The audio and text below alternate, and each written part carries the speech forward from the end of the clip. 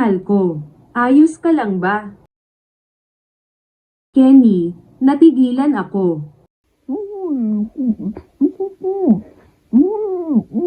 Ha, ang tigas naman ng Tommy.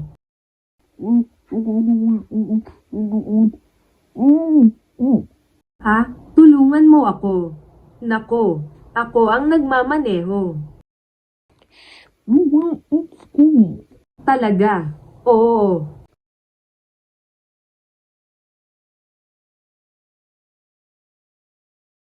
Hindi ako marunong mag-Ingles. Ano ba ang nangyayari dyan?